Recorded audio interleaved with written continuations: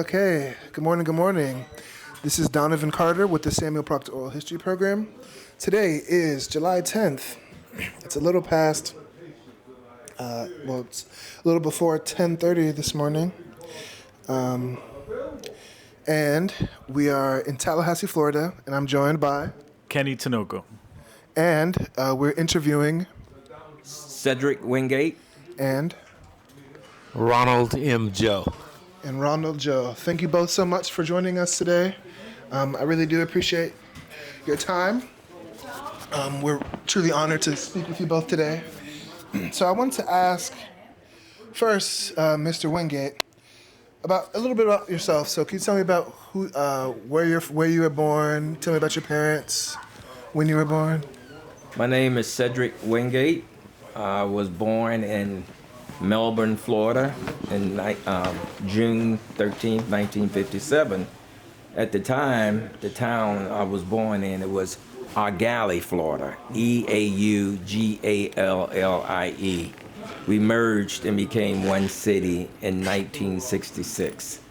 I lived there, attended school from elementary to high school, and in 1975, graduated from Eaugallie High School, and I went to junior college, and then started school at Florida A&M in 1977. Wow, 1977. A rattler then. Yeah, I'm a rattler. Yes, sir. So were you born, do you know if you were born at your home or in a hospital? Oh, I was born in the hospital. Okay. And did you have siblings or? No, I was only raised with my mother. I didn't have any brothers and fathers, and at the time, I didn't know my father.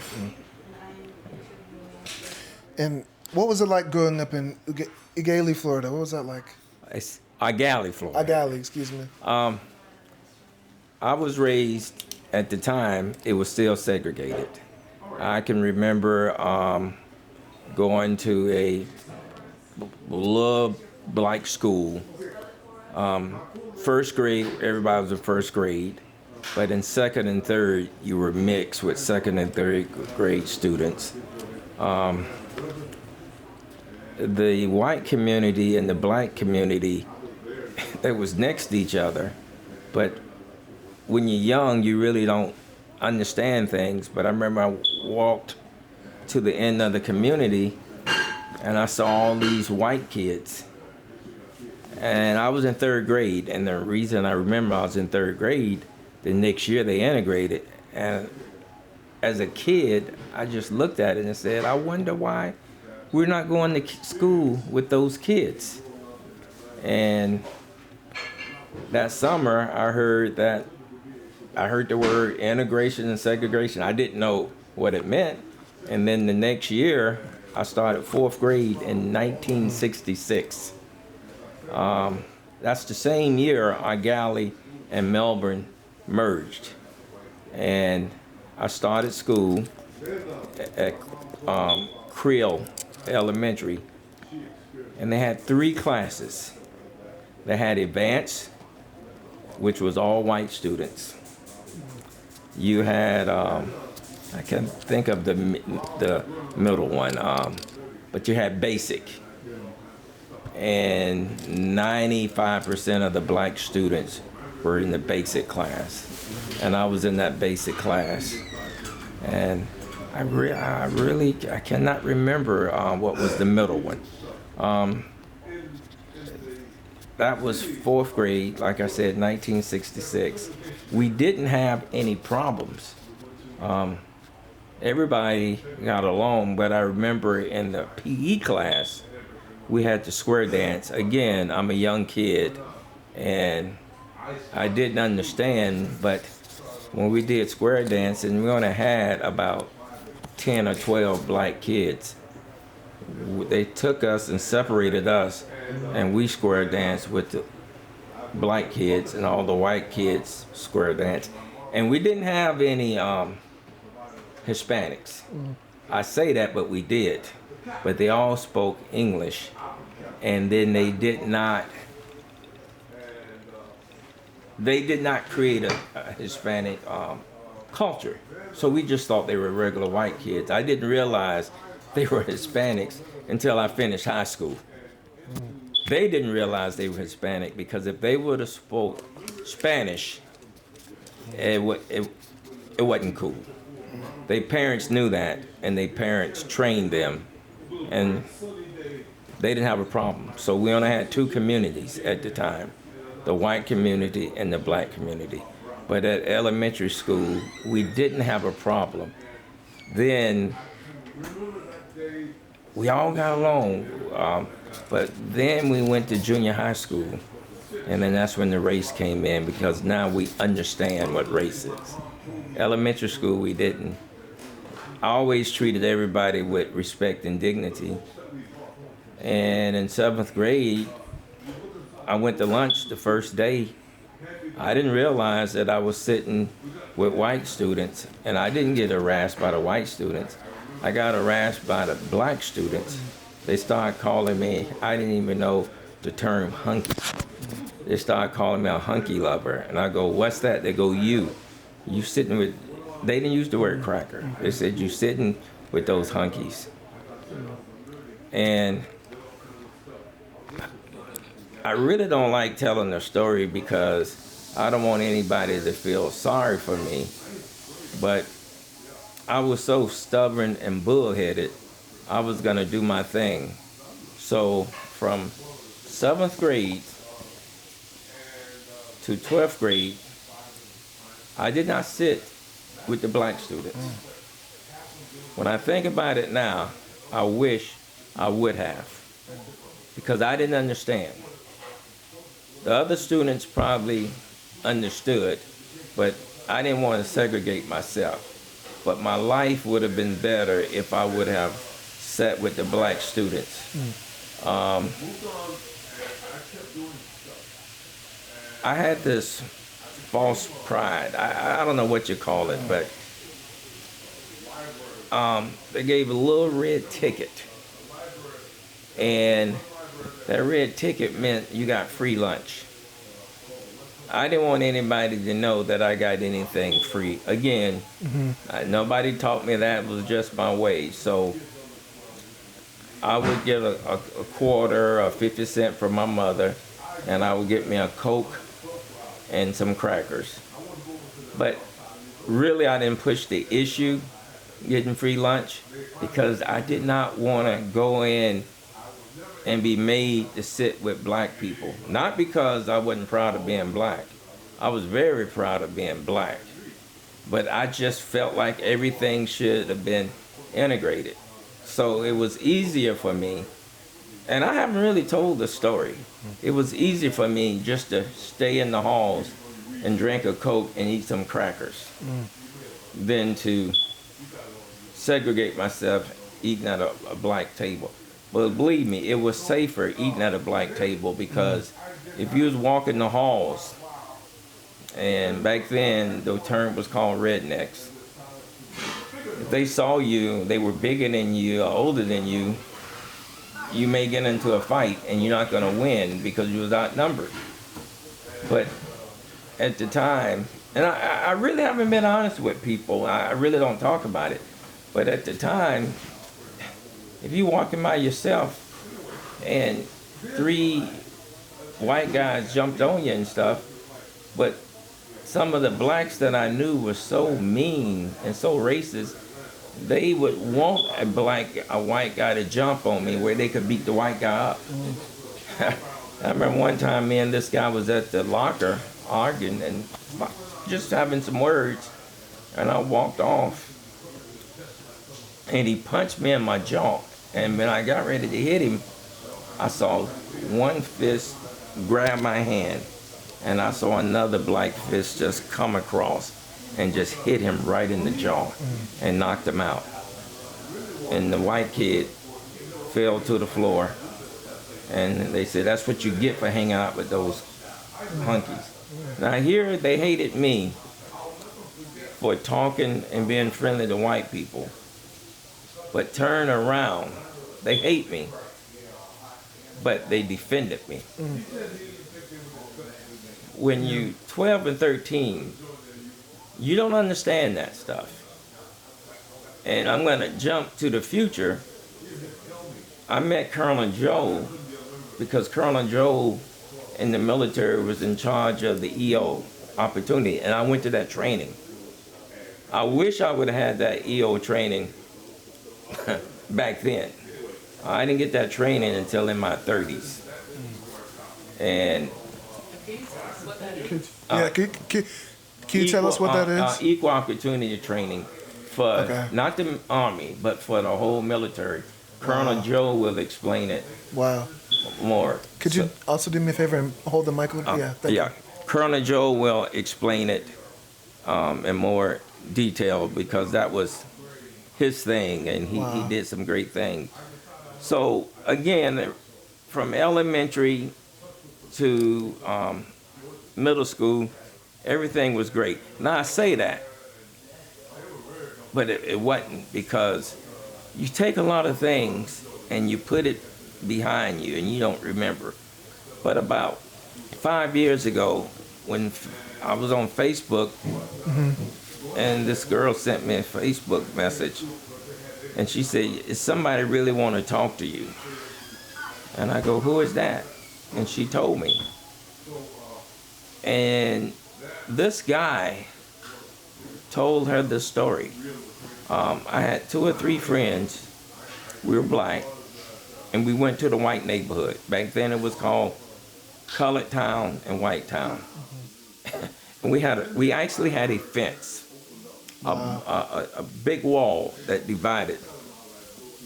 And we jumped the fence and went to the guy's house. And I remember it now. We had to use the bathroom, and Jimmy was the white guy. He didn't have any problems. And he came back really embarrassed and told us we couldn't use the bathroom. We didn't think nothing of it because we were young. But the lady told me that Jimmy was embarrassed because his father said, "Get those ends out of here." And he had that on his conscience for like 30 years. Wow.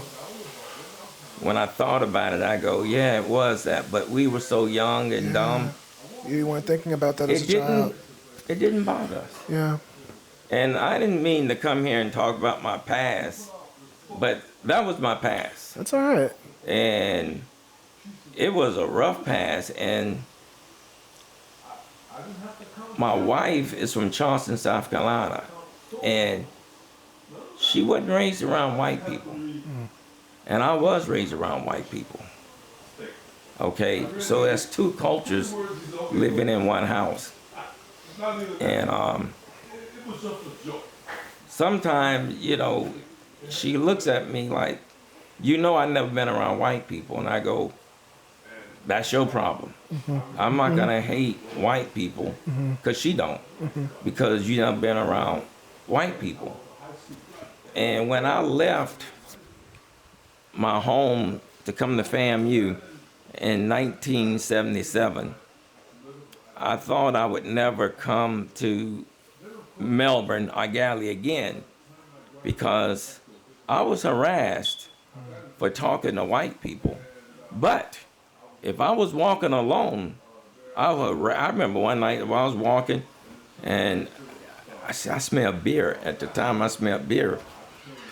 The N-word was called at me out of the car, and the beer can missed my head by that much. So wow. It was until I went to FAMU. When I went to FAMU, it was a big culture shock. I went to FAMU when, the surfer pants, Yeah, hang so. 10, and I went there, and when I got to FAMU, I was a black guy that was culturally white. I didn't understand the black culture, because in the black culture where I lived, there's only two things you could be if you were somebody. You could be a teacher or a preacher. We didn't have any nurses or anything else. So when I went to FAMU, it was a culture shock. After 2 or 3 years of FAMU and then getting commissioned as a second lieutenant and going off to basic and meeting other black people that was in my situation, it changed me. And what I realized today, and I'm going to end this about growing up, when I'm on Facebook, my Facebook is different from most Facebook. I only know one other black guy. He has predominant white friends and predominant black friends. So I can, when somebody in my class die that's black, I get notified. When somebody in my class is white, I get notified, because I live both cultures. Believe me, when I say I live both cultures, everybody know that I'm a black man in America. But because I am a black man in America, I don't hate anybody. I cannot hate anybody because of God. And I went to the Equal Opportunity School. Before I went to that school, I did hate people that didn't look like me because of the stuff that I went through. So that's my story. I hope I didn't bore you, but it's sometimes I dream about it. I have nightmares. I have nightmares that every night now, I have nightmares that I wake up, I'm dying because some redneck's killing me, or some black thug is killing me. Really. But I don't tell people those stories because they don't want to hear. Yeah. We didn't talk about the military, and if you want to know it, fine. But that was my beginning. The military was worse than my childhood. And I made 06 because I wasn't going to quit. But I was trained as a kid to get along with everybody. I learned, see, a lot of, and Colonel Joe will probably identify, and he's from the next county out. I knew when I went into the military as a second lieutenant, I was naive thinking because I was a Christian, I would be accepted.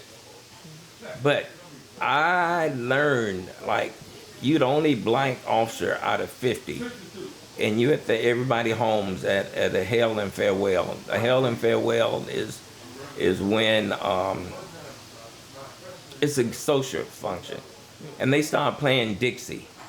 A lot of black kids, black officers that went to FAMU and lived in Miami and lived in Jacksonville and Tampa, they're not used to being in a room full of white kids, and they start playing I Wish I Was in the Land of Dixie and going, they get upset. Me, I bite my tongue. I walk over to the colonel, being scared, and say, "Sir, I don't feel comfortable. That Monday, you may be in trouble. If you had a good commander, the commander understood." Some black officers would stand right there and say, "Stop this," and you start yelling or whatever. So I knew how to react around racist white people. I've been around racist white people all my life. And I knew how to act around black people because I was raised in a black community. And being in the military, I went into the military to be a chaplain. I thought that was my calling, but it wasn't my calling. My calling was to be an infantry officer. So I never became a chaplain. But I think I was put in the military to protect people. I didn't make colonel because I was tactical and technical proficient. I made colonel because I understood what it was to be a minority. I understood what discrimination. The EO school trained me, but I was trained in growing up. Most of my problems I had in the military, I learned real quick. Don't say things to women because you would get in big trouble. As a second lieutenant, it was this female black officer. She had big cheeks. And I went up to her, I said, God, Deborah, you got big cheeks. Stupid. Didn't know what I was doing. I saw the expression on her face. I said, I'm sorry. Well, she went to my boss, who was a major, because she wanted to like him, and she wanted him to like her. And my boss called me in and said, you know, this is sexual harassment. I said, sir, I told her I was sorry.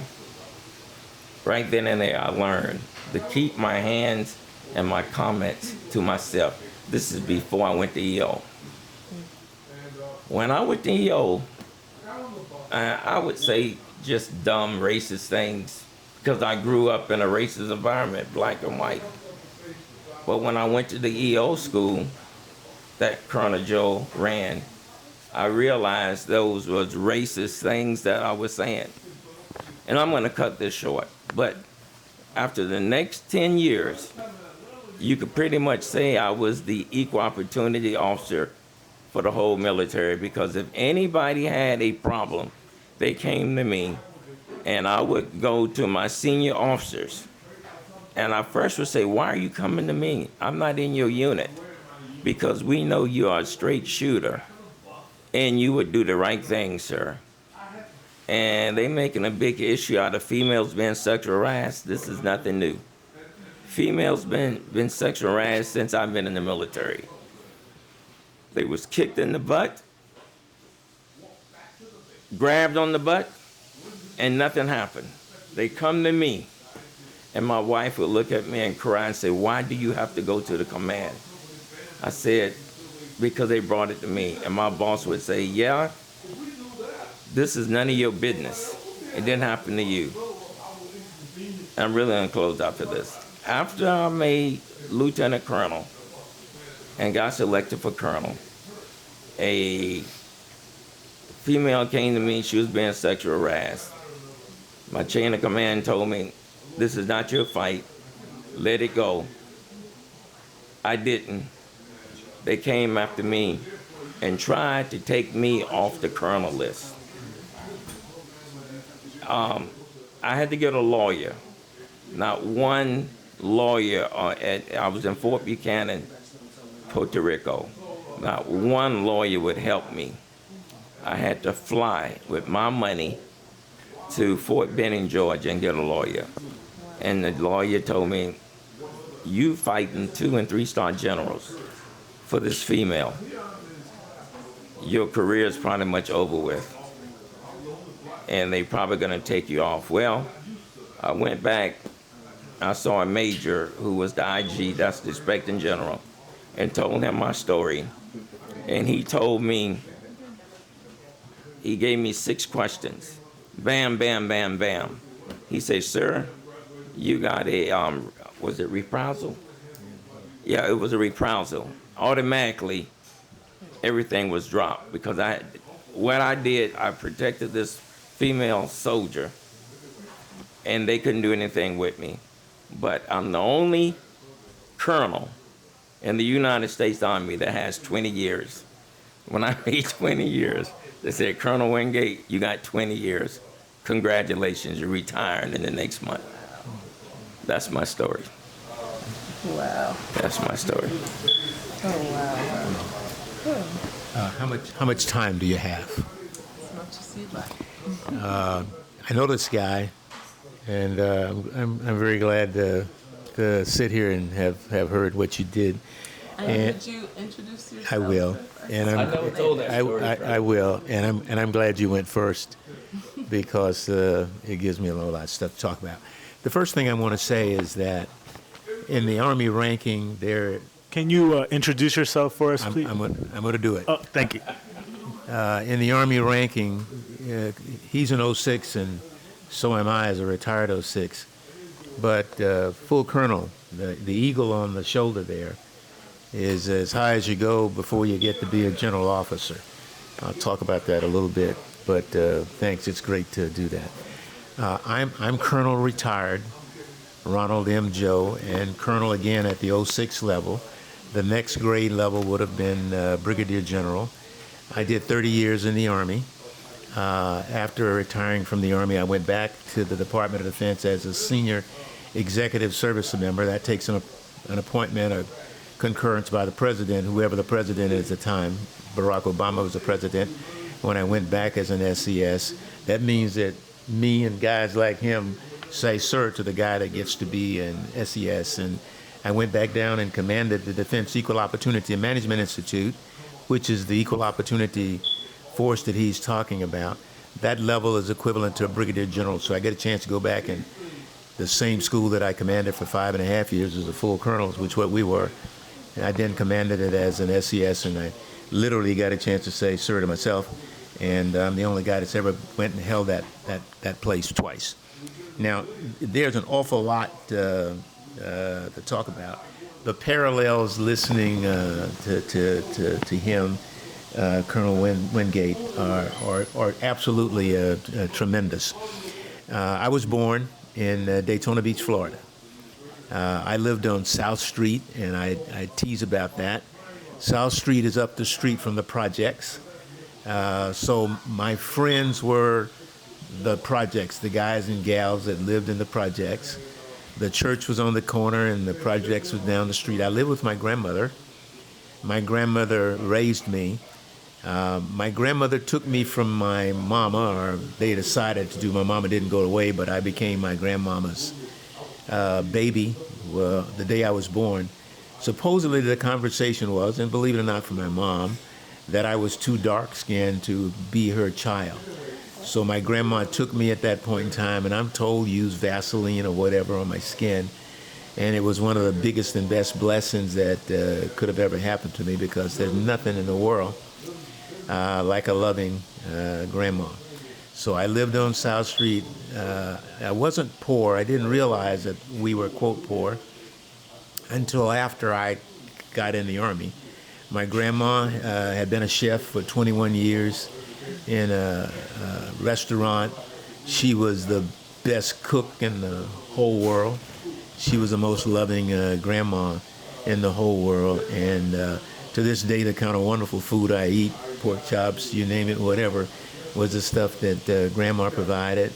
Never went hungry a day in my life, although my parallels are very much the same as Colonel Wingate.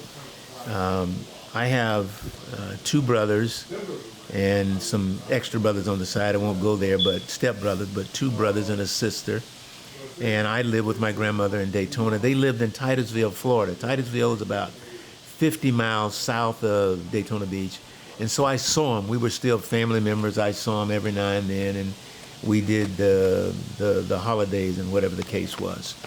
My father, I never knew.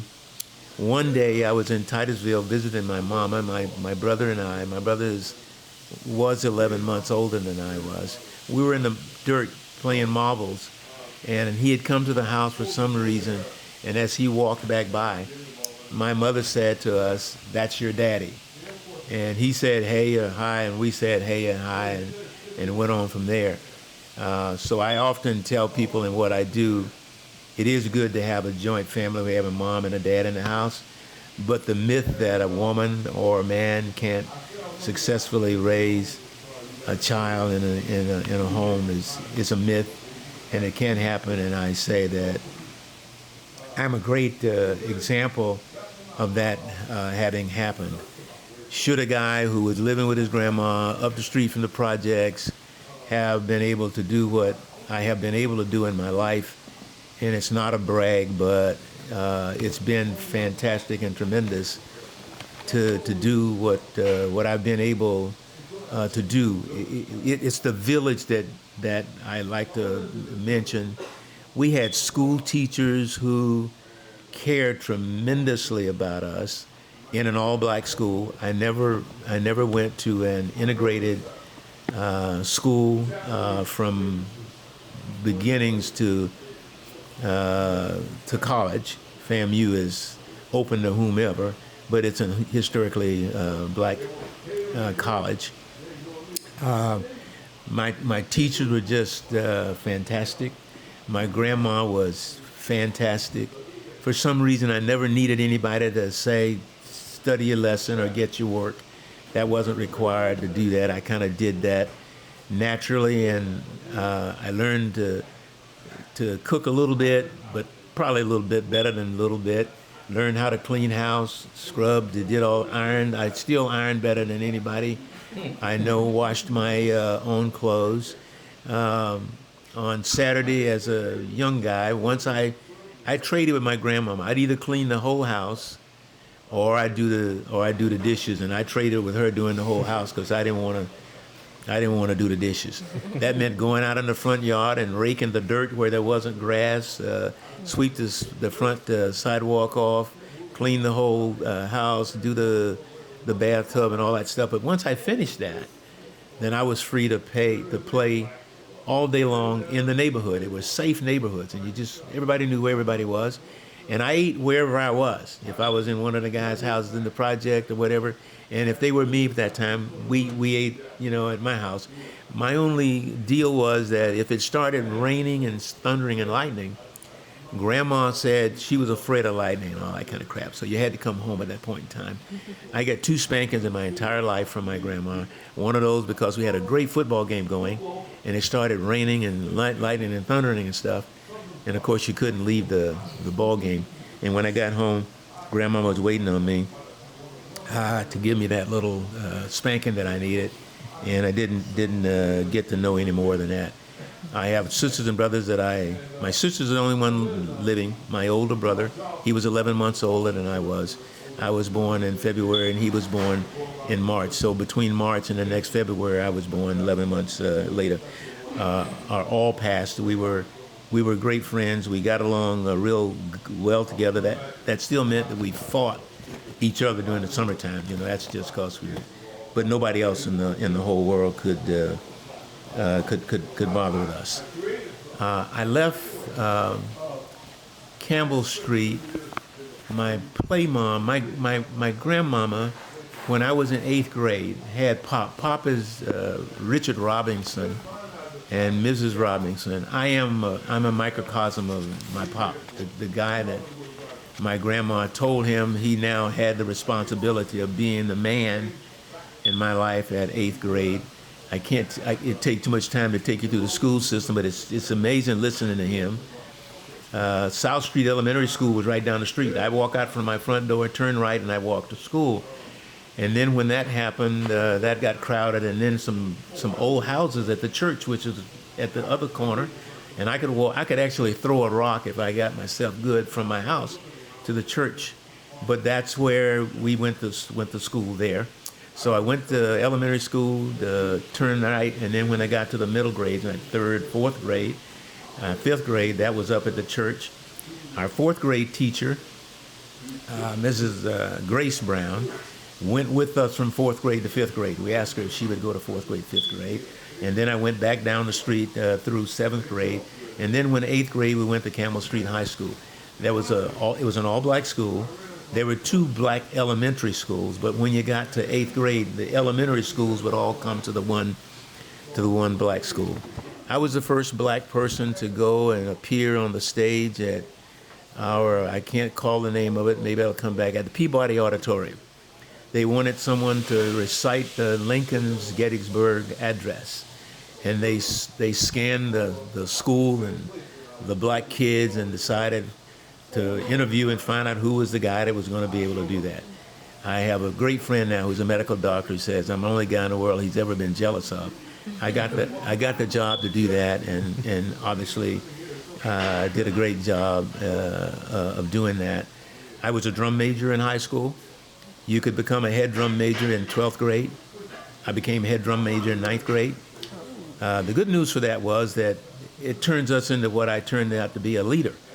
Because you had the boss round guys that were much older and gals that were older than you, and they had to do what you had to do because the band director would have got them if they didn't. But I turned to that. Say again? And what instrument did you play? I played cornet.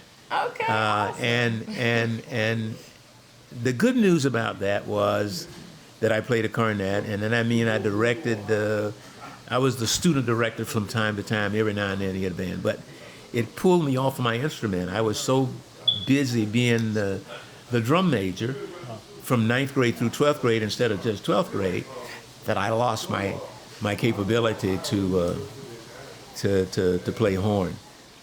So I went through that. I would sit at the table, band practice, and I guess where I was headed with that is band practice. We were a mini FAMU. We weren't just any ordinary band, and I'm not bragging, we were awesome. But we would practice until you get it done. And if you knew anything about FAMU's band at the college level, you did it until you were through. And if it was 12 midnight, that's what time it was. So we weren't that bad in high school, but I seldom came home before dark because we did it till we got it right. And I'd come home, Grandma would feed me, and I would sit at the dining room table and eat. I would wash the dishes, or she washed the dishes, or whatever the case was. We were tidy. But then I would sit there and do my homework, which really meant most nights, a lot of nights, I'd fall asleep doing the homework. But our deal was that she wouldn't bother me. She'd let me do it. And I'd wake up and I'd finish homework, and then sometimes she'd say, "Oh, go to bed," and I'd go to bed, and she'd wake me up the next morning at 6 or 7 or whatever the case was, and I'd get up and I could walk to school. Never had to do that. We had an all segregated school. It was fantastic. I think we lost, unfortunately, when we went to integrated schools because of what happens. The teachers we knew, we cared about, they loved us. We had to get our homework. They spanked us if we needed it. If you went home and told Mom you got a spanking, that was crazy because you're going to probably get a spanking again. But you couldn't go home and say, Miss So-and-so didn't like me and all that kind of stuff. They loved us. From my 8th grade, well, really, all of my teachers from 2nd grade, I went to 1st grade in Titusville. That's a whole nother story, but maybe I won't take it there. But from 2nd grade until 12th grade, I went to school in Titusville. in Daytona Beach. My 1st grade year, I went to school in Titusville, and my salvation was getting away from Titusville. But all of those teachers, except one, went to my church. So on Sunday, there was this meeting between my grandma and my homeroom teacher. And the reason my 12th grade homeroom teacher didn't go to my church was because he was a preacher. His name was Reverend Wiggins, and he had his own church. But the bottom line was that I did a fantastic, I just had a fantastic time in school, high school, doing all the kinds of things you did. As he said, no white folks, just black guys. In the one school, my mom arranged for us to have a couple of dinner kinds of things with them, but it was all black. When I got to 11th grade, I think was 11th grade. It might have been 12th grade, 11th grade. My play mom, the wonderful gal that I always loved, said, "I'm going to get you tested because I think you're." Blah, blah, blah. I said, "Yeah, I like it." So I got tested. And I was offered a scholarship to any college in America that was not predominantly black. And so I said to Mom, I want to be in the military. And I'll come back to that in just a second. So I refused that opportunity because I said the first person that calls me either the N-word or spits on me, it's going to be the end of my matriculation because I'm going to fight and I'm probably going to win, and that means the end of that situation. So Bethune-Cookman is in Daytona Beach. We actually had a chance to sit at the footsteps of Mrs. Bethune very early on. I was in elementary. We sat on the floor, but we knew that she was there. So I credited Bethune-Cookman with the inspiration to know that I was going to college. I never asked myself if I was going to college. None of us did. We had one member of my class who didn't go from 8th through 12th grade and finish high school. And he was Eddie Lee Edwards, and he was a genius. And they sent him to prison because he got caught stealing stuff. But we had a wonderful time. So I ended up coming to Florida A&M University. I thought I'd come because they had a band and I could go out for the band. And I came because they had an ROTC unit. I wanted to go to West Point. I'm told that I was accepted into West Point. And then my grandma and I got ready to go, and they said, you can't come because you need a congressional appointment or a space to go. So my grandmother got in hold of him, and we figured out that I should have gone. I should have had one. He said, well, I promise you I'll give you one next year, and we'll get your grandson to West Point. Well, anybody who comes to FAMU and lives on the Hill and leaves, there's something wrong with them. I came up here. I made the band for one night, but I never marched with them other than the practice portion. And I was in ROTC, of course, because I was going to go to West Point, and I said this is a good chance to get ready for West Point. Well, a guy named Bob Hayes, who was one of the world's fastest runners, and some other guys, came to my room, and I'll make this short, to pick me up to go. They call it shaking the tree. They used to brand us. They'd take a coat hanger, get it until it was hot, and they'd brand you. For drum majors, I guess they branded you on the butt. Well, I'll make the story real quick, but I didn't go with them. Didn't go to get branded, but I was smart enough to know that I could never go back to band practice, and so I put my efforts into ROTC. I was a #1 cadet in freshman, sophomore, junior, and senior year. There I joined the drill team, made the drill team, the trick drill team. We had a fabulous trick drill team. A guy named Sergeant Ab Petty Johnson had just come from the old guard. That's the Army's #1 drill team, and we were doing with sabers and bayonets what most folks weren't doing. So I got rank. I was the highest ranking guy in the drill. Freshman, I wasn't the highest ranking guy. The highest ranking guy in my class. So I was squad leader, whatever, for the second year. I commanded the drill team in my third year, and I was a cadet lieutenant colonel, and that was the first time I got promoted to cadet full colonel, and we had a brigade instead of a battalion, so I was a brigade commander with 2 battalions. We had 895 cadets in the Corps the year that I was a senior, and with that I took off and I went to the Army. Colonel Sam Sampson was our PMS. He was a fantastic guy. I called him Pop, and he was a Pop until such time as he passed away. In my senior year, I got special permission to carry 24 hours, and I'll tell you why in a minute. And I missed one question too many on my final exam and my senior year, and I went in and argued with Pop and said, Pop, that is the right answer. He said, no, Joe, blah, blah, blah. So I got a B in ROTC, carrying 20-some hours, and that kept me from getting a perfect A thing from that point in time. But I loved Pop, and we went great, and he prepared me and a whole bunch of other kids. We FAMUans in military, ROTC, did fabulously well at making this grade called 06, who went in under the regime of ROTC instructors that we had through that time. I did fabulously in the military. It was hard. It was discriminatory. It was ugly, as he said it. You were the only one. I have a picture in my wall in my office that I show kids when I try to motivate them, and it has my whole basic officer course. You had to go off the officer basic training at Fort Knox. It was tanks. I was a tank guy. We didn't have any tanks to train me on down there, so I went up there, and the short story is we weren't allowed to talk to our black non-commissioned officers, but they were the ones who would pick us up and help us get the things right that we needed to get right. So I got looked at bad for doing that, but nonetheless, they scooped me up, and we did that. And I went up to Fort Knox, went to the Armor Officers School, finished in sort of the middle third, if you will. Stayed there for a year, and then went off to Vietnam. I'll probably come back to the Vietnam story here again later, but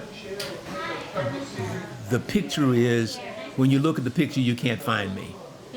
I'm the only black officer in my officer basic class, And my first little written report said that I wasn't social enough. I didn't drink. And the officers they go to the officers club and do whatever. I had a stack of books that it was really, I think it was 3 if I'm not lying about them. That's about that high.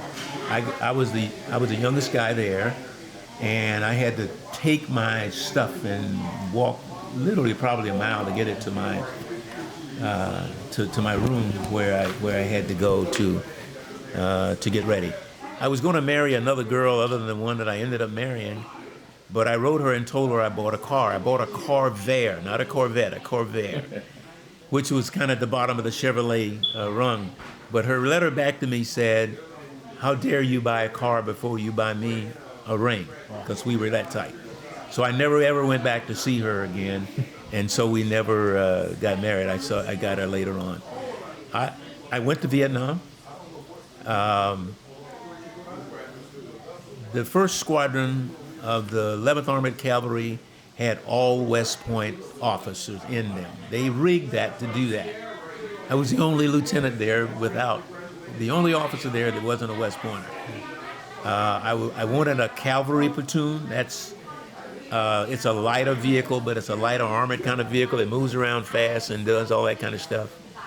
And they told me I couldn't have one of those platoons. I could only take a tank platoon. So I took the tank platoon. I actually later on got an armored cavalry platoon. I did exceptionally well. I became an XO for the platoon for one of the troops, we called it, and did well there as well. I think it's important to tell you this. There was also a warrant officer who asked me if I'd go on a special undercover mission for him. Our Alpha troop, after I did all the other stuff that I did well, and there are lots of stories there. If you want them, I can come back and tell you. I got assigned to go to this troop, which was Alpha troop. When I signed in the Alpha troop, there was concertina wire around where the headquarters was, and there was just one little place about that wide that you could get into to report in. They sent the XO's Jeep with a white driver to pick me up. He was now my driver. My first sergeant, who I was actually going to write his report card, I'd had the first part of his report, met me at the gate at the wire, and he blocked my entrance into the wire. And he said to me, "Why have they sent you here? I've never worked for a Negro before in my life." And he had that kind of accent. I reached down at my .45, which was on my side. I unclipped it. I put my hand on it, and I pulled it up out. I didn't point it at him, but I put it in, and I pulled it out. And I can't tell you what I said to him, but I said, "If you don't get out of the way, I'll kill you." I had been shot at. I rode the biggest mine that anybody ever had a tank blow up in the time that we were in Vietnam. I walked away from that unscathed, except for a little scratch in my chest. So I turned down the Purple Heart, which I never got, but he got out of the way. But it was still a tumultuous run through. I finished it off, and the day that I was leaving country, I got my efficiency report from a West Point captain who was my commander. And I got on the helicopter, and for some reason, I did well enough that they sent me in on a private. It was a small helicopter, but it was just me and the pilot. They was flying me to Saigon to come home. We were in the air, and suddenly I got a call. I don't remember what my call sign was, but he called the helicopter, and it said, "Bring so-and-so 6 back," and that was me. And the helicopter guy turned around and took me back to the base. My regimental XO said, "Ron, sit your ass down over in that corner." And he called for my company, I call it company commander, but he's a troop commander, and he brought him in. And he said to him, "You take this efficiency report and you write it." Ron was the best executive officer we had in the regiment. And he made him rewrite it. Wow. And he read it, and he made him rewrite it some more. And then he said, "Now that's better." And he said, "Sign it and you can go." This guy was a captain, and he was a West Pointer. I was a FAMU guy. And he said, "Okay, Ron, now you sign it and you can go." And he put me back on the helicopter, and I went down to come home. I bring that up to you because I had platoon leaders who worked with me who called me the N-word. who were racist toward me. The first sergeant who I wrote his efficient report, and I tried to get him, and I found out why black soldiers weren't being able to serve in that troop because they were coming up. The first sergeant was bringing them up on Trump charges, etc. But I got through that. I'll take you forward all the way to I'm a full colonel. I'm in the Army in Europe. I'm the Chief of Human Resources for the entire Army in Europe. A fabulous, tremendous job. I worked for a 2-star directly. I worked indirectly for a 4-star. I'm waiting outside the 4-star's office to go in and brief him. It's during the war that they were having, the Desert Storm, whatever. I went into that 4-star and said, "Sir, I want to go to the war. I'm a full colonel." We cursed a little bit, but he said, "Get your ass out of here. I can find a colonel to go over there. You're too valuable to me. I can't find anybody else to do what you do, and so you can't go." I was waiting to brief him, and out of his office walked a guy in civilian clothes. The guy in civilian clothes was the executive officer who said, "Ron, sit down," and made my company commander rewrite my report. I'm a captain, you're a major, you're a lieutenant colonel, now I'm a full colonel, and I'm big stuff. I mean, I'm having a good time. And he said, "Hey, Ron," and he said, "What are you doing here?" And I said, "I work for General Saint. I'm his Chief of Human Resources." He said, "Yeah." He said, "Sit down." Now, he's in civilian clothes. He's out of the Army now. He went back in the office with General Saint and stayed for another half an hour. This is the guy that made the guy write my efficient report. When he came out, he said, "Ron, good to see you. Be careful. Have fun." The next morning, the 4-star general, who is what we call a commander-in-chief, a SINC, sent a report card over to my boss, who was a 2-star, that said, "Promote him now to brigadier general."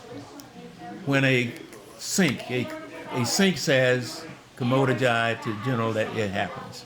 It didn't happen because my 2-star had just written me a fabulous report. It was in the process, and so it didn't do it. That same guy, that 4-star, said, "Ron, I want to send you to Washington." I said, "I don't want to go to Washington. I want to go to Dahomey," which is where I went. He said, "You can't go to Dahomey, damn it. I'm going to send you to Washington." I said, "I want to go to Dahomey." The desk spur of the Army had asked me if I'd go, and I told him yes, I would go. He said, "Damn it, you're making me tell you why I want you to go to Washington." And he said, "Because I wrote the report on you, it's too late. There's a slot that you're uniquely qualified for, and this time next year it's going to be a brigadier general slot, and I'm trying to get you promoted to brigadier general." Told him I didn't want to go. And I didn't go, and I went to Dahomey. And I bring that up because I'm so happy that I went to Dahomey. I actually traveled the world. I went to Russia. I briefed the Russian high command. I was called by the South African government before they released Mandela from prison to get us to advise them on how they should let what was previously an armed forces where all of the generals were white, all of the colonels were white. But now suddenly, when they were going to have to release Mandela, they wanted to know what was my advice in whether or not they should take black guys like me and make generals out of them because they were changing over, or whether they should wait and let guys like me work our way up the system to actually be generals, and we advise. Those are the kinds of things that South Africa, and you name somewhere, Canada, Italy, South America, we were there, and in this job, which now, as a full colonel that I turned down being a general to go, gave me the opportunity to make a difference in the world and across the armed forces. I was the commandant for the school. I was a major advisor to the Assistant Secretary of Defense. And I'll just leave all that alone to just say it was a powerful thing, but I bring it up also because the one thing that I regret was that guys who he said something last night that he doesn't know that I didn't know. He said the guys down here were always talking about Colonel Joe. There was sort of this myth about how well I was doing. I was the aide-de-camp to the SINC youth. I just did all kinds of stuff that was a blessing. And so I thought that I should go back because the reason I joined the Army is I thought if I could work hard, I could get to the top. I wanted the guys to know that I worked hard enough to get to the top and that I got to the top, and that the reason I did get to be a general is because I turned it down because I wanted to go do that job down at Defense Equal Opportunity because I thought I could make a difference, and I did. For the entire armed forces, Army, Navy, Air Force, Marine Corps, Coast Guard, I would get calls in the morning on my desk, and it was the Chief of Staff of the United States Army saying, "Hey, Ron." The Chief of Staff of the United States Army turned out to be, when I was a full colonel, the guy that I worked for as a battalion commander. I commanded an Army tank battalion. The percentage rate for selection for command in the year I got command was something like 3% or 4%. Got selected for the War College, 4%. And I wanted those guys to know that if you work as hard as I did, if you get the kind of jobs and you get the luck, if you get the teams, if you get the people working for you that I did, you could be a general too. But they would never understand that because I turned it down. Because I wanted to go and see if I could make a difference, not only in our Army, but in the world. And I think I did. I think we're in a world of hurt now because we're going backwards. It scares me now. And then, as I said later on, after coming to FAMU and spending 13 years at FAMU as the vice president, I went back to be in SES, and I went back and commanded the unit that I commanded as a uniform guy. And nobody's ever been allowed to do that anymore, and I doubt that they will ever be able to do that again. But I scare now for the fact that I don't know what we're going to do. Our armed forces, I think, which set the example for the world. And that's why I got a chance to go and visit people and tell them about what our model was for how we had turned it around through this place called Dahomey, and why the rest of the world should need to do it. I'm a part of a diverse family. I have one son, looks kind of like me. I got a granddaughter, but she's mixed because my son married a white girl. He had no choice. Everywhere I was the only black guy, and by the time I got to be that rank, I was the only black guy of that rank. The Army segregates enlisted guys from officers, so officers lived off with officers. I was the only maneuver battalion commander in the United States 5th Corps, the only one, tank battalion commander. So he had to live with the kids who lived next door and they were white. He did a great job. He's a super guy, but he doesn't look at folks at all by skin color. So my granddaughter looks like a white girl. I mean, if you really want to really work at it, whatever. And my great-granddaughter, because my granddaughter went to school in Tallahassee and she went to Rickards, and her boyfriend, her husband, is a white guy. So my great-granddaughter just blows people's mind because she looks like a little white girl. But I'm proud of that because I thought that's what we were doing at Dahomey, and what the military was doing was breaking the scale so that you wouldn't have to decide your stuff by the amount of melanin in your skin. And so I'm scared now because I think, given Don Trump and our society, that we're going backwards, and I think that our military is in trouble. I went to all segregated schools, like he said. FAMU is the most wonderful place on the planet. I too climbed up on the back of a truck where a guy had a Dixie flag when I got to be the battalion S3. So many good things happened to me by accident. I came back from Vietnam. I was a captain. I had 3 or 4 captains working for me. I wasn't senior like that. It just turned out that the Sink user was looking for a black aide because we weren't doing things right for black people in Europe. You couldn't get your hair cut. The barbers didn't know how to cut your hair or my hair. They sure didn't know what to do with your hair. And so he said, I want somebody that's qualified, but I want a guy that I can trust to try to help me change, some of this stuff. So it wasn't like I was there because I was black. But he took me away from the brigade commander, who I didn't know it, said he was going to make me the brigade S3, and I was just a captain. But it was a luck kind of assignment, and the commander-in-chief he was a senior 4-star there, and I was his guy, and I loved it, and I got a chance to do that. My hometown was separated by the railroad track. White folks lived on that side of the track. We did good. I think I told you I went literally kind of across the world to do what had to be done. And I wanted to cover just so much of what he did, and I think I've done a pretty good. I when I was in high school, my uncle was a contractor for General Electric homes. He built General Electric homes. And I went to work for him on the General Electric home, and the guy who was the overall for all of it, he stole me away from my uncle. He said, I want you to keep the time. I passed out the first 3 times that I went out to work. They call it the bear. The sun was so hot that, you couldn't stand it. My uncle threw me in the back of the car, and, when I went home, he said, I know you don't want to go back. And I said, yes, I do. And so I went back for the 3rd time, and so there's a whole group of old men in Daytona who called me young blood because I didn't quit, and I kept going. But the guy who was the overall guy says I want him because I want him to keep the books, the time schedules for all of the workers, white and black. And so I was keeping the time. They were building a white school across the town for whites, and they were building a school on our side for black guys. I've always been kind of a science guy. I cried because I went over to the white school, and I saw the labs that they were building in the white school, and I saw the labs that they were building on my side for our school, and it kind of broke my heart, and I cried. But I got the job.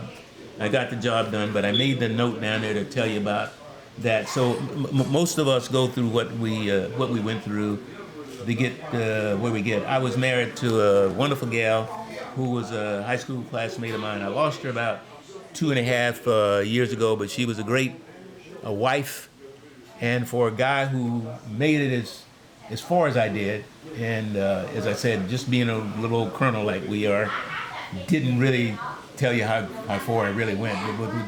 With the blessing of good teams of people who helped me get there, I really would have been a general. I turned down being a general the 2nd time. The guy who was chief of staff of the Army, I mentioned him earlier, who was my brigade commander, said, Ron, there was 1 slot too many, and I had to pull you off of the list, put this guy in, but I'll swear to you that if you'll stay 1 more year, I'll get you the general officer. And I said no, and because I'd made a promise to a guy at FAMU to come to work, and I did that. I don't regret it. It was wonderful, and I'm a guy that's a blessed guy with a blessed life. It's a pleasure. I love the military. I love FAMU. I love my grandma. I love the village that raised us to get where we're going to go. I think I'll stop there, and I want to thank you again for setting the route for what we want to do. But that's it. And sent my granddaughter to FAMU. She graduated. She's a teacher, like her grandma was. And it's a pleasure to live this long. I'll be 80 years old in about 6 months. Wow. And I've had a chance to send my great-granddaughter. We've paid for her college. And she'll go to FAMU, I hope. I'm about to break up. Come on. But she loves her great-granddaddy. And she won't decide based on the color of skin. And that's what I wanted to do. That's it. I quit. Well, thank you both for telling us your story. I wanted to ask, if we can, what did you guys learn? Oh, no, it's okay. Need some water? I'll be okay. Just think about a little crazy granddaughter of mine. Yes. What did you guys learn in your youth about the military? What inspired you to have your interest in it? Well, I'll say it real quick and I'll pass him. I wanted to be a fighter pilot. I wanted to fly airplanes. My eyes were bad enough when I was young.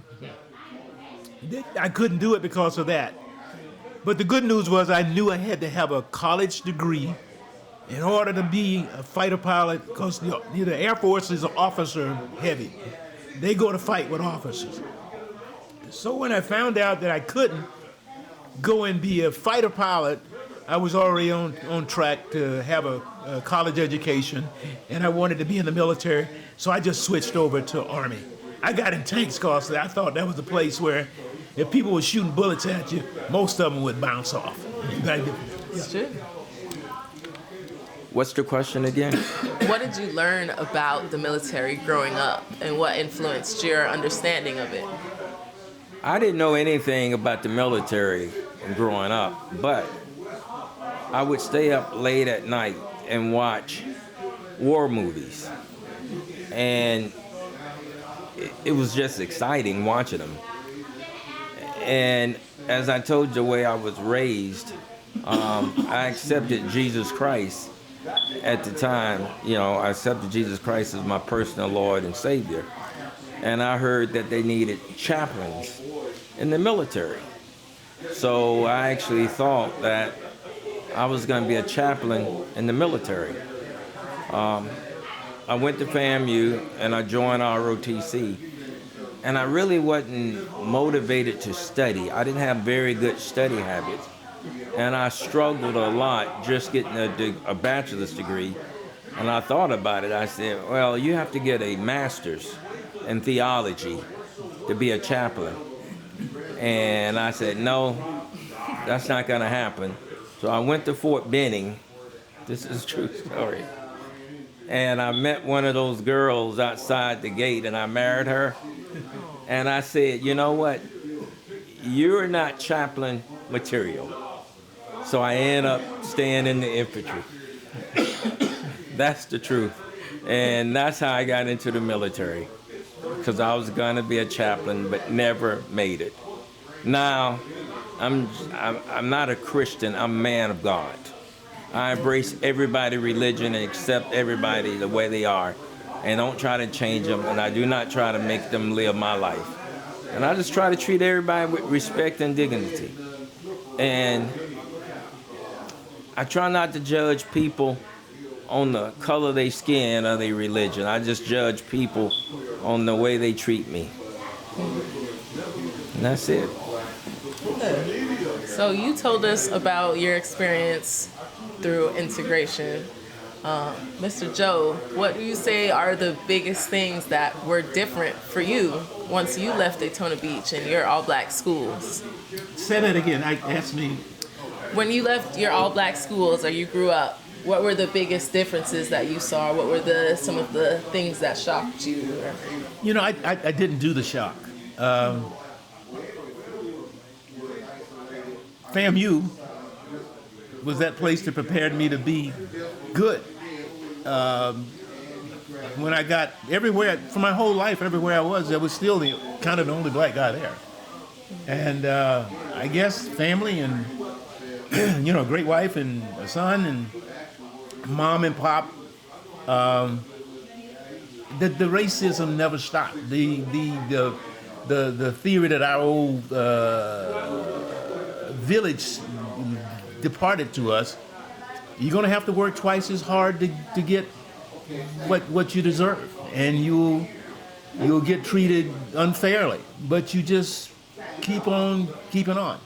And so it was just the way of life. I understood that I had to work hard. One of my things I tell my kids when I mentor them is, sleeping is a habit, and you can break it. Do what you gotta do until it gets done. When the body finishes being able to take anymore, it'll quit. But your word is your bond. Be honest. Work hard. Excel at whatever you do. And that's what I think I did. I just worked hard to excel, and I didn't quit. And I got lucky. I was on a lot of good teams. People who were supportive and helped me to get the job done. So I just lived with the fact that I was in a world where it was, I was going to be an officer, and there's only going to be one of me. And most times, that's why I say I got that picture. I was the only one, and I just kept going. So that may be a bad answer, but that's what it is. And I like people. I don't dislike anybody because of the color of their skin or whether they're female or not. And that's what I fought for that. That was my job after I came out of being a tank battalion commander, and I love that, was to fight for everybody to be treated right. So I don't know. I'm good. Grandma did a great job.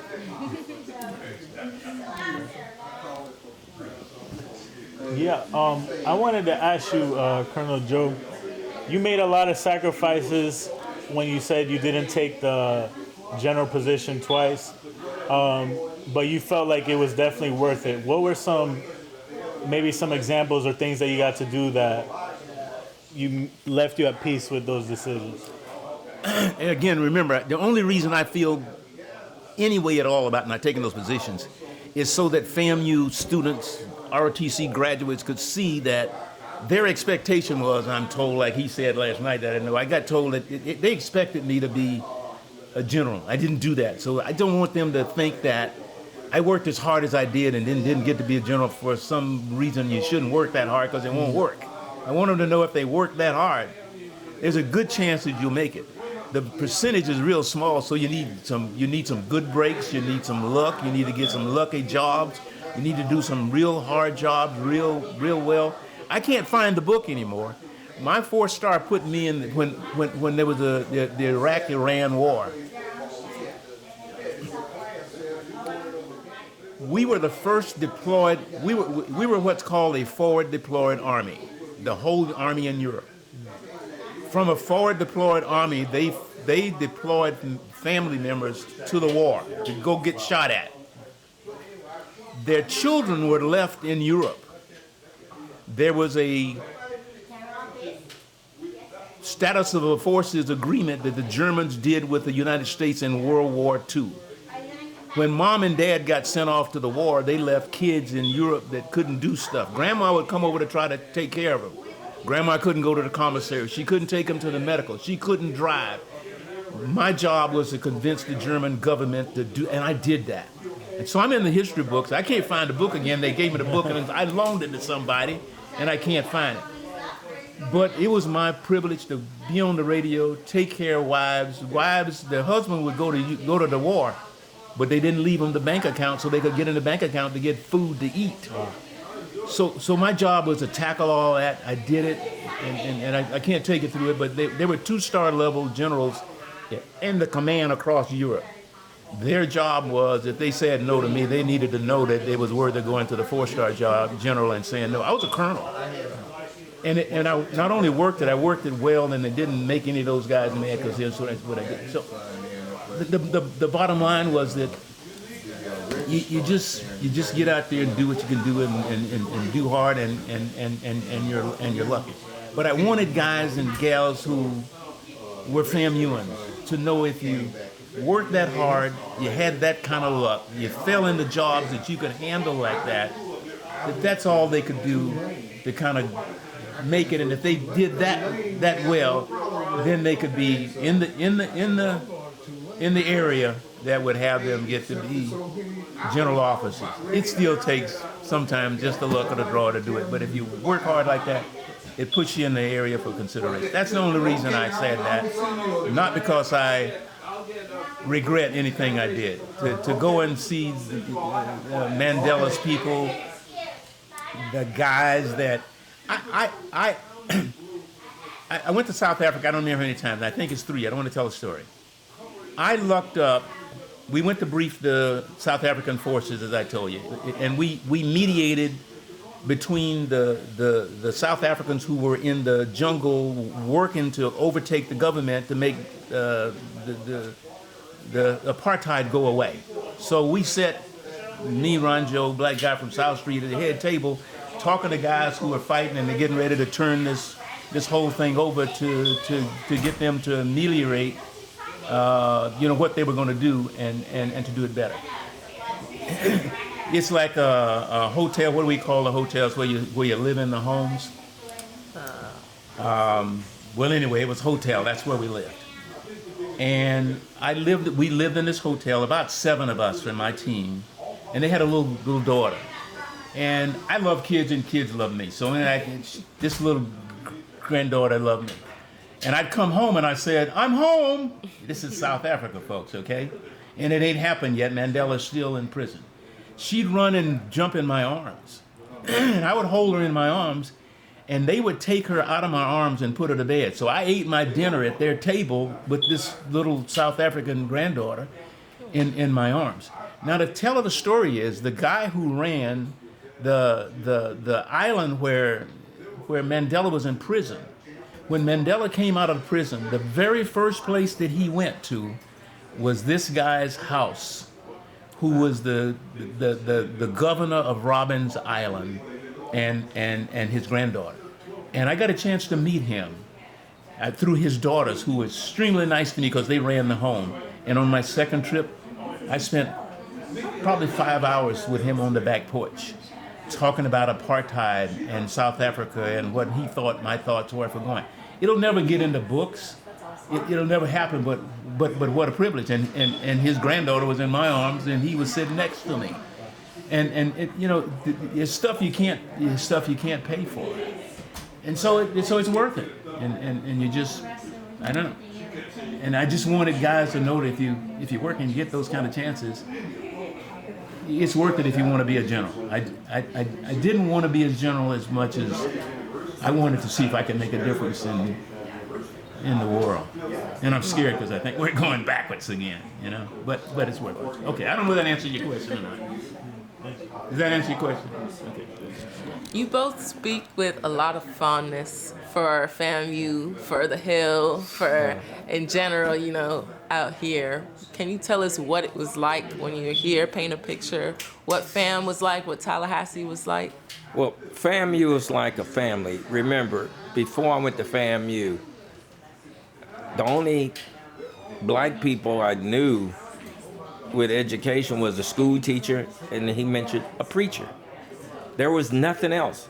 There wasn't no doctors or lawyers.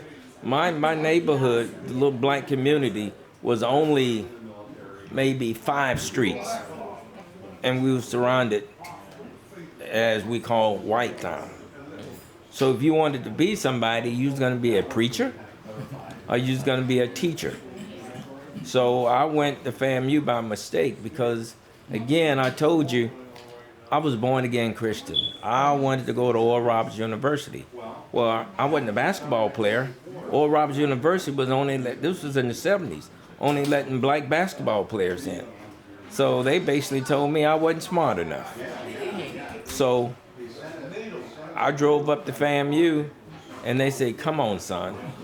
And they loved me. I didn't have great grades like him. I wasn't in the top of my class. I was in the bottom. They took me, and they said, "Hey, this is not gonna work." And they worked with me. They loved me. They beat me up. They mentored me. I had a hard time graduating. I graduated with a 2.0 out of FAMU. Okay? He knows who's Dr. Sociology, Dr. Warner. Dr. Warner. She just loved me and said, "You're gonna make it." And my last semester, I was trying to get out. Miss Herring called all my professors, and they said, "It is not good." So I had to write. I had this English class, this 5-hour writing class. They called me up and said, "You're gonna come to English 3 hours earlier."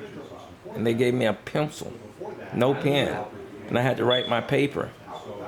And this lady smoked a pipe, and she was smoking that pipe. You could smoke back then. And she would say, "Nope," erase everything. And I stayed there for 3 hours before everybody else got there because they saw something in me. Now, got 2 masters. 2 masters. If FAMU would have kicked me out, I'd been nobody. Miss Herring. Miss Herring, yeah. Miss Herring was the secretary for the professor of military science. But she was like everybody's mama. Yeah. I mean, it was just, Yeah. Miss Herring would reach out and touch us. I mean, she would make you be straight. She would do everything. So we had this other mom away from home. So FAMU is just this warm, cuddly place that, and I hope it doesn't go away from that. Yeah, I don't know about now. I can't say it for now. The professor of military science that we had when I was there, I think he's just 1 in a million. All of those, it's just 1 in a million. And I hope we can restructure that. And so that's sort of the fear of it. We're back to segregated schools now. I say that. Yeah. The high schools, they're unfortunately we've fallen into that. I think so FAMU is this one place on the hill where you can be judged for your academics and for your character and your heart, and do you want to be here and not be discriminated against because of the color of your skin. And so it's just a big old fat comfortable place in the world where if you want to, if you do your work, study, do your homework, you can get about as good an education as you need. And our students do turn out being better prepared. This is me. I'm not an expert, but I think better prepared to face the world and go off and perform well as having some academic background because of the kind of way that you have to satisfy your teachers to get through. I mean, when I got to Fort Knox, I'd never seen a tank before, but I was prepared in terms of what those ROTC professors could prepare me for. I was ready for the rest of that stuff. And those two sergeants, I didn't say that, but a couple sergeants who, you're not supposed to be, with, they come in on Saturdays, and they took me down to the tank and made me know what the tank was. The rest of that stuff that they gave me here at FAMU. But I'm not sure if there's any more questions, but whatever I am and I hope to be, God, of course, right? It was FAMU. They believed in me. They actually believed in me. The professors in sociology. When I majored in sociology, I go, what a wasted degree. After I graduated, everything I went through, I was taught about it in sociology. Dealing with people, race relations, everything. If you get a sociology degree, well, I can't say for any other school, but the sociology degree that I got back at FAMU, it prepared me for everything. It taught me everything. It just taught me how to deal with people. Yeah. That race relations class, I have that at FAMU that I learned in Diomi. But I was young then. I had a professor, Dr. Baker, and I got in a debate with him, and the debate was, I was saying people discriminated against me because I was black. He said, no, they don't discriminate against you because you're black. You discriminate because you don't have power.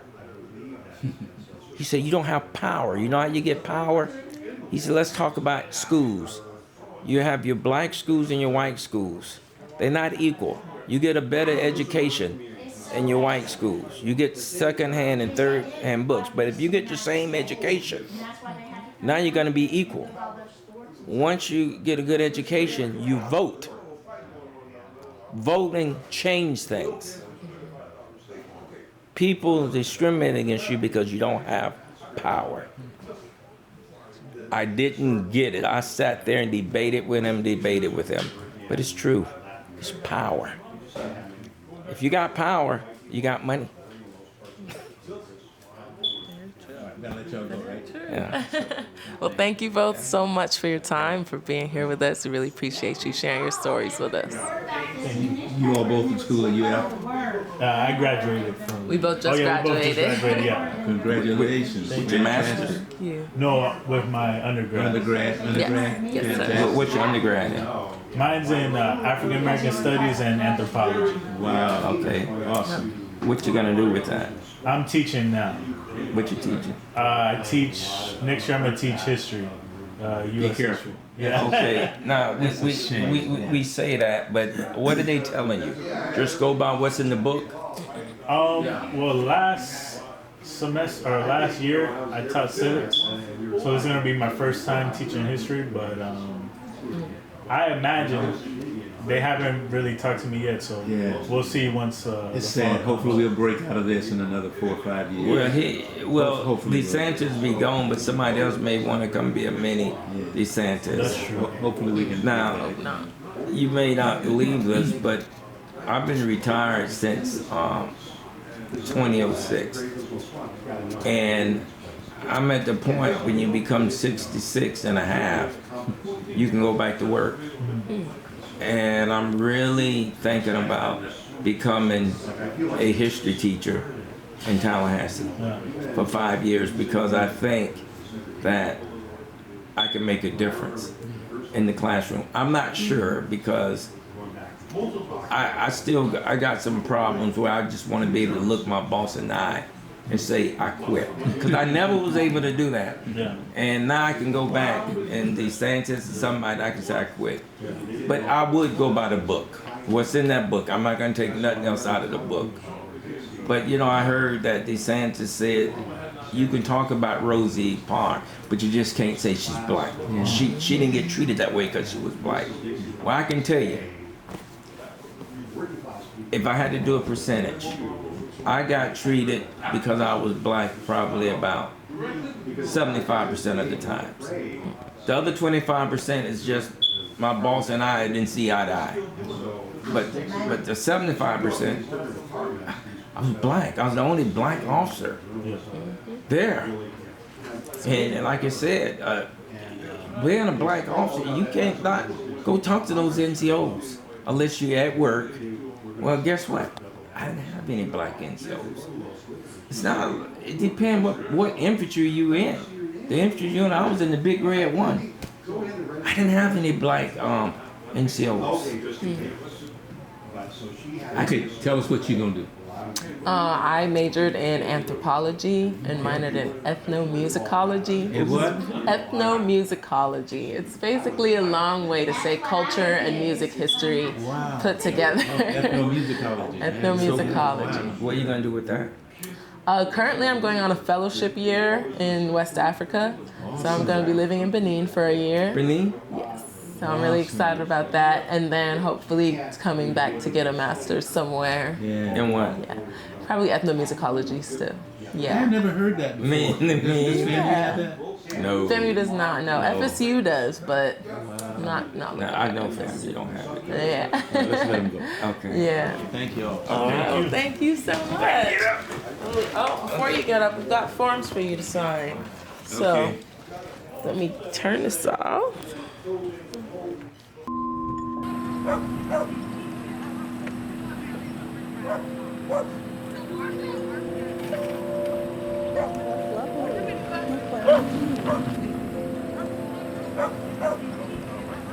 You play the middle or the top? Oh my goodness.